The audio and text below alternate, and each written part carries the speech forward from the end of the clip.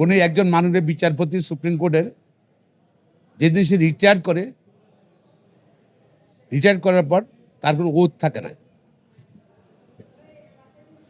বাংলাদেশ সংবিধান অনুযায়ী যে কোনো বিচারপতি নিয়োগ হলে হাইকোর্টে বা সুপ্রিম কোর্টে তিনি শপথ নিতে হয়।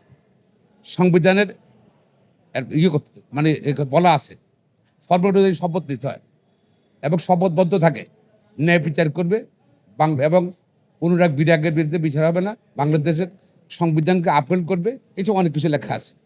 তো যেদিন ওনার রিটায়ারমেন্ট হয়ে যায় সেদিন তার শপথ থাকে না। উনি কিন্তু রায় দিয়েছেন শর্ট ফর্মে একবার, প্রায় 16 মাস পরে উনি রায় পরিবর্তন করেছেন।